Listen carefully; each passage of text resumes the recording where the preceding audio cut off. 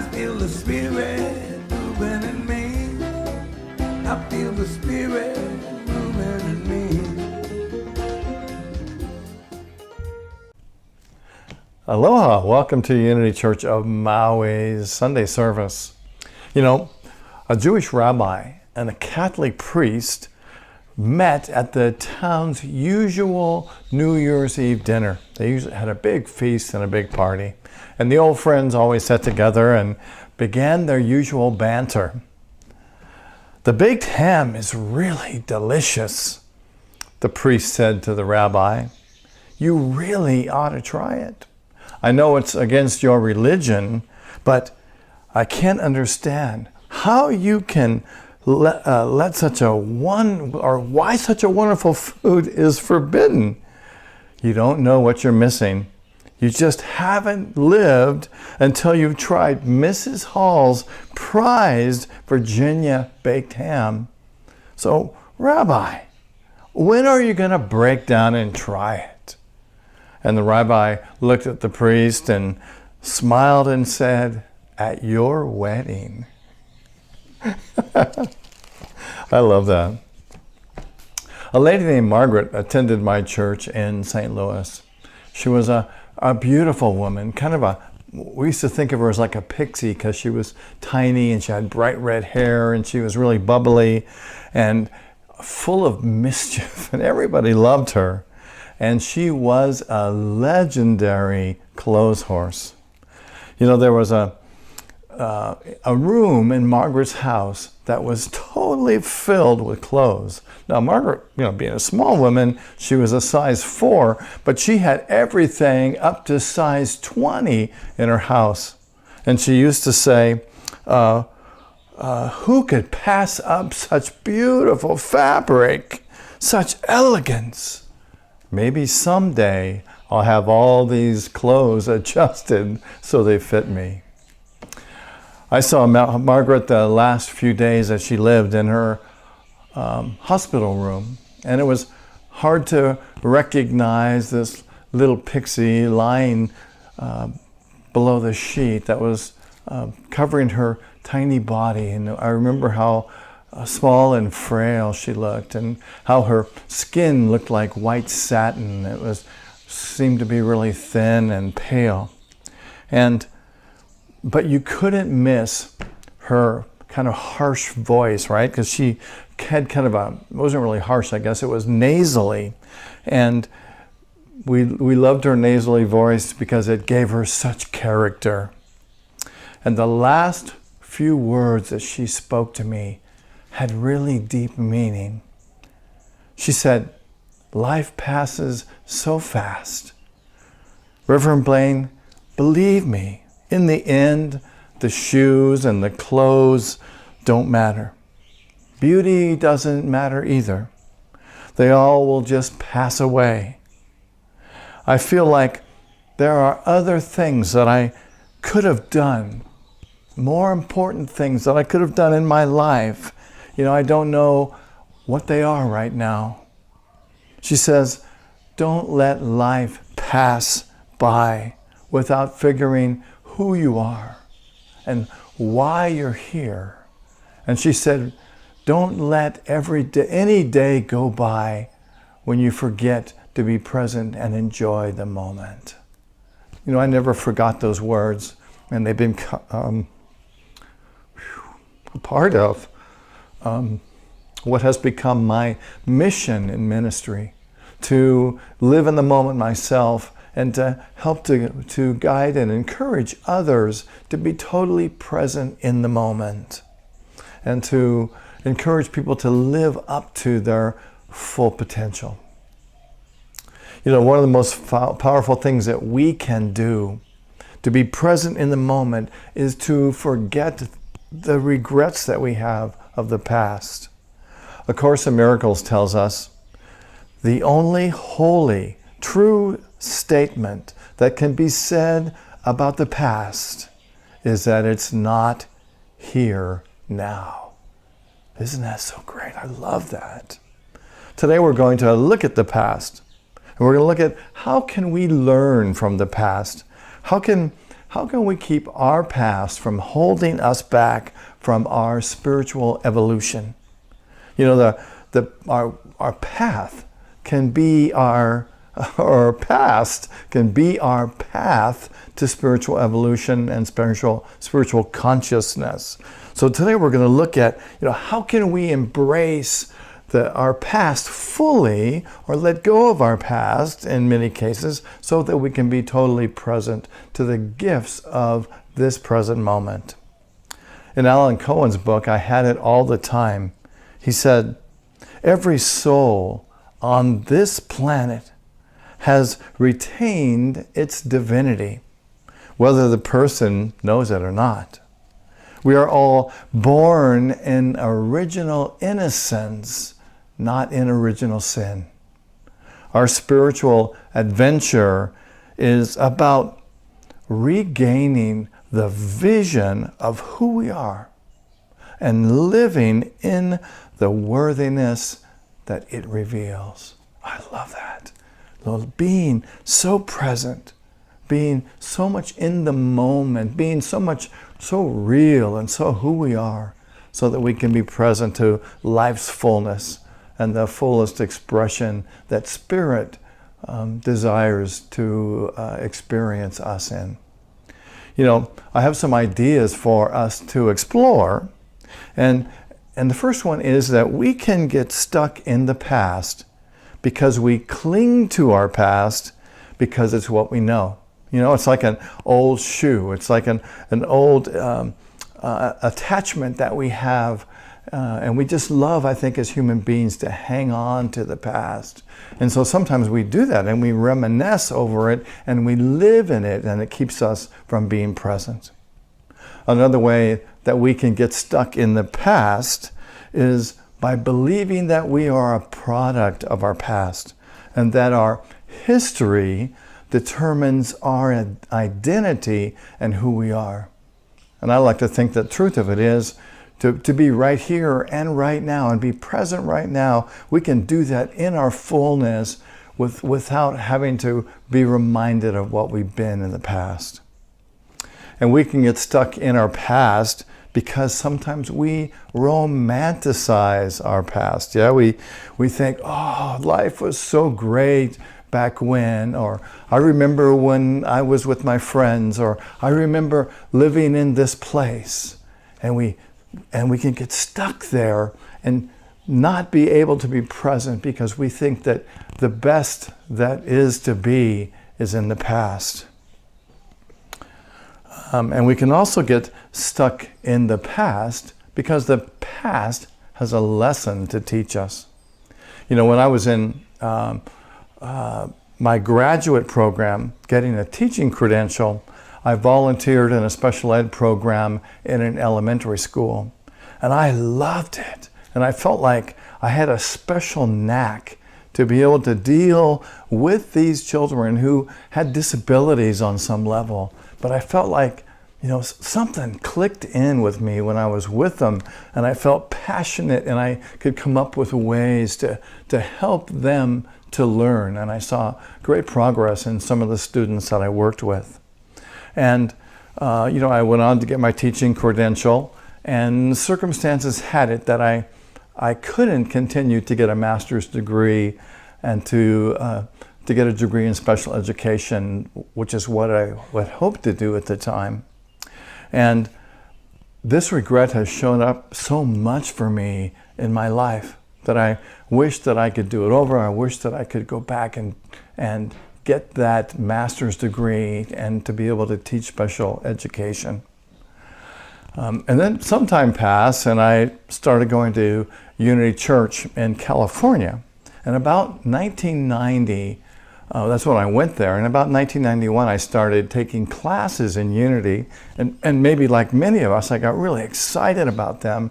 And then started, after 2 or 3 years, the minister in that ministry said to me, Blaine, you really should go into ministry. So I started taking the classes and found that the same kind of passion arose in me. And I found how much I love these principles. And I made a decision then that I wasn't going to do what I did in the past and ignore this desire to experience the fullness that I believed this teaching opportunity brought me.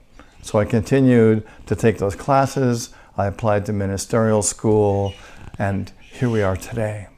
So sometimes regret can help us to move forward to do something that we really desire. Because I know for me, I look back at the regret that I had that I didn't pursue my master's degree and use that same energy then to engage me in the newness of the Unity spiritual teachings, which brought me to where I am today. So regret can be a motivating factor, and we get to look at it and determine how important it is in making decisions in this moment. However, regret can also deplete our life. It can sort of punch holes in the bucket of our life, and our energy runs out because we spend so much time feeling regretful. So I've got some ideas on some things that we can do to avoid feeling regret. And the first one is to realize that we have done the best job that we can. Isn't that true? Don't you know that for yourself? I always like to think that nobody shows up and says, I'm going to do a halfway job today. Don't we always attempt to do the best that we can? So I know that, we always do the best that we can. I've always done the best that I can in any opportunity that I have. The human experience always allows us to develop and refine our divine qualities. And I really believe that's why we're here, to really practice these principles and continuously practice and get better at what we're doing.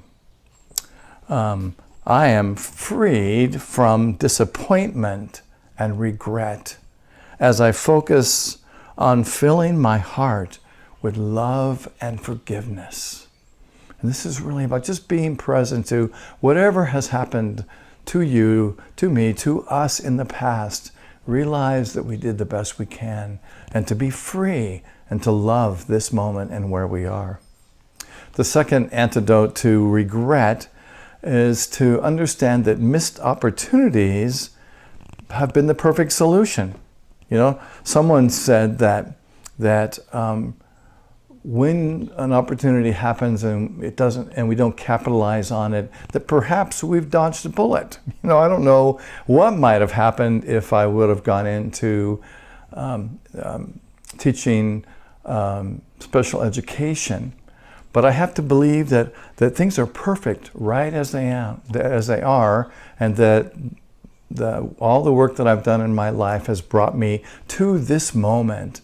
And that truly I have nothing to regret but to be present right here, right now, doing the work that I get to do. And I know, on this path of conscious development, that my mind and your mind is always expanding. And I know that we will be attracted to the perfect opportunity that's right for us wherever we are in consciousness. I am freed from disappointment and regret as I focus on filling my heart with love and forgiveness. The third answer to regret is to bless and release people and experiences that no longer serve us. The idea that I never pursued that master's degree sometimes comes back, and it reminds me, or it points out to me that I didn't make that choice. But I know now in this moment that I love what I do. And as I have spiritually evolved and physically evolved, I know that I'm in the right place and doing the right thing, and I can release that old desire. And sometimes it comes up for me, and it really is a reminder to say, Blaine, don't forget to act on opportunities that you have energy about. and to let go of the rest. And so when this regret comes up for me, I can say, thank you for sharing. I appreciate that you came to me with this advice. I honor this idea, and thank you, and I let you go. And I can be present in this moment. Dr. Jerry Jampolsky defines forgiveness as giving up all hope for a better past. It's like, wow, we can't go back and change the past. But what we do have the power to do is to be present in this moment and forgive anything that we perceive that we might not have done correctly in the past. And I like to think that everything in the past has led us to this moment. And this is the moment that we get to live and be present for and be joyous and thankful in. I am freed from disappointment and regret as I focus on filling my heart with love and forgiveness. A Course in Miracles also brings us this refreshing news that says, all of your past is gone, except the blessing that it has left you.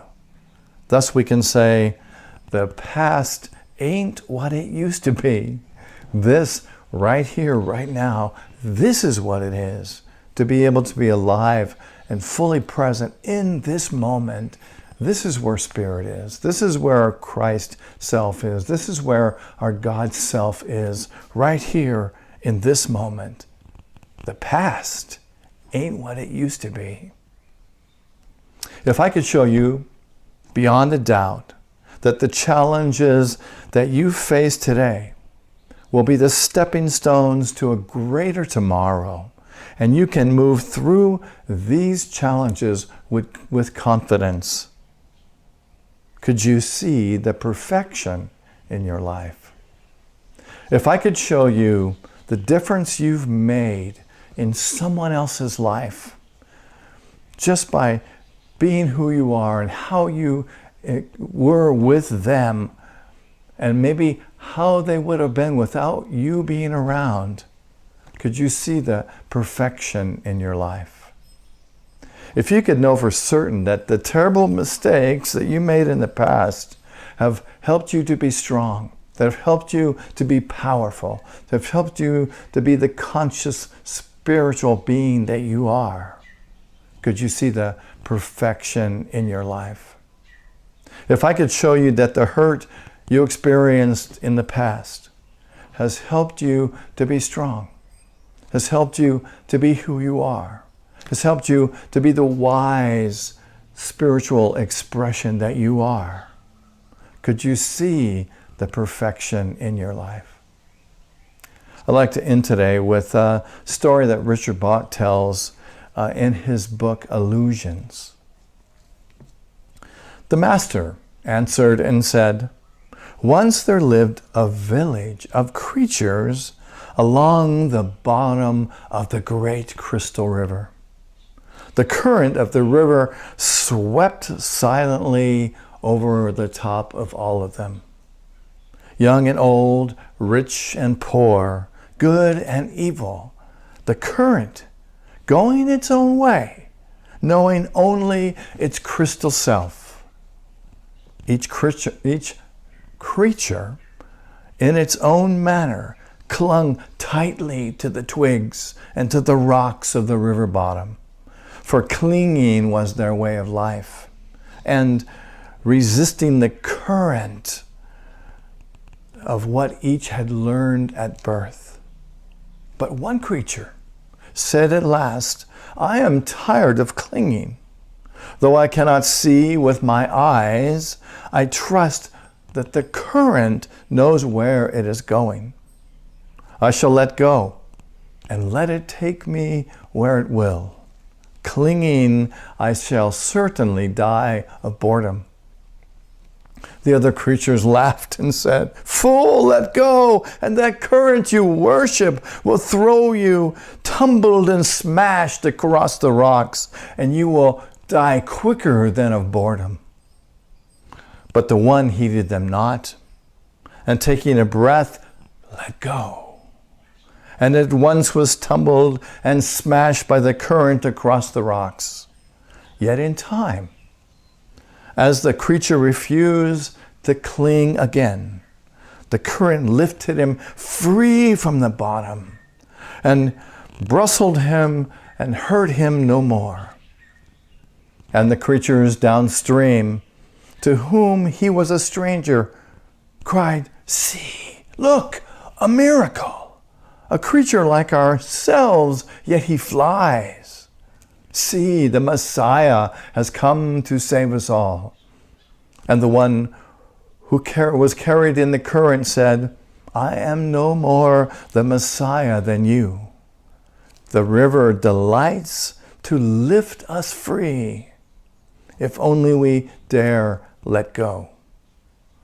Our true work is the voyage, this adventure. I am freed from disappointment and regret as I focus on filling my heart with love and forgiveness." Affirm that with me. I am freed from disappointment and regret as I focus on filling my heart with love and forgiveness. And so it is. Let's join together for a short time in prayer and meditation. I invite you to close your eyes and take a breath. Let's breathe into this moment. And in this time and in this space right now, to feel no regret and just be present to what is. Present to the love that you are, to the joy that you are, to the powerful spiritual being having a physical expression that you are. Imagine that you can let go of all that does not serve you. And just to be free, as if you're moving through the current of life.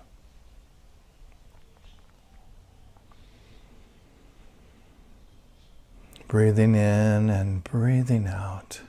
Just being free and present in this moment to the fullness of life, the fullness of love, the fullness of forgiveness.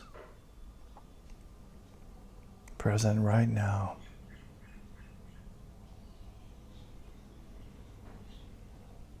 And if perhaps there is some string of something hanging on that feels like a little bit of regret of something that you haven't done, and it's so strong, you might notice it. And then later on today or this week, to determine if it's something that you need to take action on. But in any case, to be free.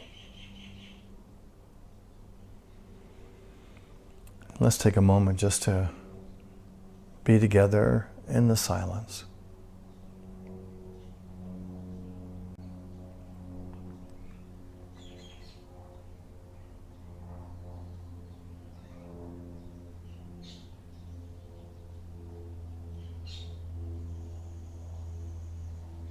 I am freed from disappointment and regret as I focus on filling my heart with love and forgiveness. And so it is. I invite you to begin to bring your awareness back to this moment, bringing with you the freedom and the love and the forgiveness that is the truth of Spirit expressing as you. And to open your eyes whenever you're ready. And so it is. Namaste. And I invite you at this time to prepare your tithes and your love offerings and your contributions to Unity Church on Maui. And perhaps you have a check, or perhaps you're holding in your mind an idea of what you'd like to give to Unity this week. I invite you to hold that. And as you do so, imagine our congregation and our world being free.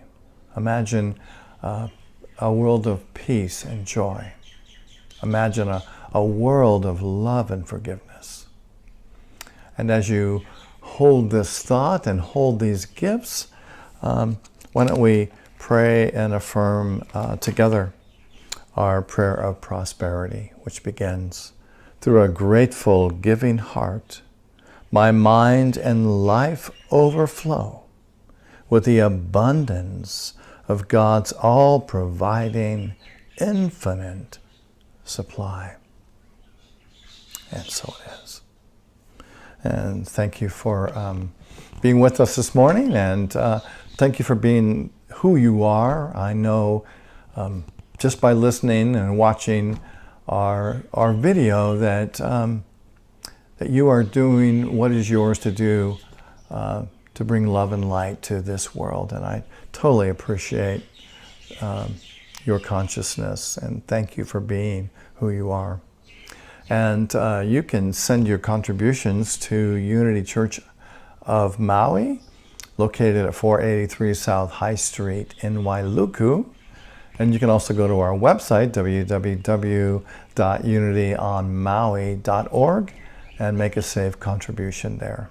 So thank you in advance. And I know that we share this mission of love and light together, and that your gifts help us to continue to do the work that we do. We're so blessed. Thank you. I've got just a couple announcements. You might have known that we had a Christmas Eve service that was really quite beautiful. And we had 2 services, 10 people each. And if you share with anybody, I'm sure they'll tell you how fantastic and how meaningful those services were. And I'd like to also invite you to our New Year's Eve service, to our annual traditional bowl burning service, which will be on New Year's Eve on Thursday night at 4 o'clock and 5:15, or 5:30.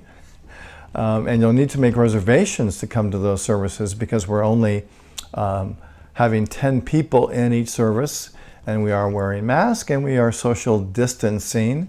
And so it will be a safe environment for you to come and share with us and do this really meaningful service where we look at what it is, the error thoughts and beliefs that we have that we want to release at the end of the year. And so please come to that, and we'll also create some affirmations, and we'll have some good music, and it'll be good to see you and other people, even though we are sort of hiding, in a sense, behind masks. So come again. That'll be this coming Thursday at 4 and 5:30, and call Emily at 808-268-8310 to make a necessary reservation. And next week, we'll be doing the White Stone Ceremony. This is another amazing tradition that Unity churches have. And what I'm going to ask you to do in the meantime is to, perhaps you can find a stone, white or not, and something you can write on, and perhaps a felt tip pen or a permanent marker, and bring that, or even a 3x5 card, or even a piece of paper, or something that's symbolic to you to bring to the White Stone Ceremony, because we'll do that via Zoom next Sunday. And you can find the link to that Zoom service in our webpage or in our newsletter. And if you don't have either one of those, call Emily and she can fix you up with those as well. And coming around in January, which gosh is just around the corner now, we'll be doing starting our new Aloha group, small group circle based on Will Bowen's book, A Complaint-Free World. And we'll be, I just noticed I don't have my purple bracelet on, which I've worn every day for 2 weeks. I'm not complaining about that, because if I did, I'd have to move it from one arm to the other. But this is an amazing program that definitely will shift your consciousness and your awareness. Because what happens in our small group that we'll be doing on Zoom is everybody will get one of these bracelets. You'll read Will Bowen's book, A Complaint-Free World, which you'll want to order right now so you can have it when these groups start. But the basic idea is every time you say a complaint, you get to move the bracelet from one arm to the next.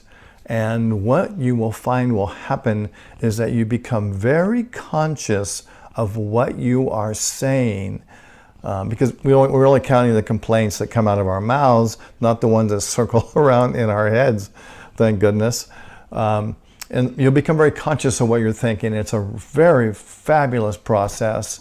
And so this is all going to start on Thursday, January 7th, on a Zoom call at 7 o'clock. So you'll again need to call Emily to register for this group, and we'll send you your purple bracelet. And again, Emily's number is 808-268-8310. So I look forward to seeing you in these amazing Aloha groups. And if you enjoy our videos, you can always go to Unity Church on Maui's Facebook page, or excuse me, YouTube page. And we've got a number of videos up there and some music that you can enjoy. So I think that is about it for today. So let's take a breath and breathe into this moment. I thank you so much for being here. And as a way of tying it all together today, why don't we pray together and affirm together the prayer for protection, which begins, the light of God surrounds us, the love of God enfolds us, the power of God protects us, and the presence of God watches over us wherever we are. God is. God bless you, my friend. I love you. I appreciate you. I bless you, and I behold the Christ in you. Until we do this again, mahalo and aloha.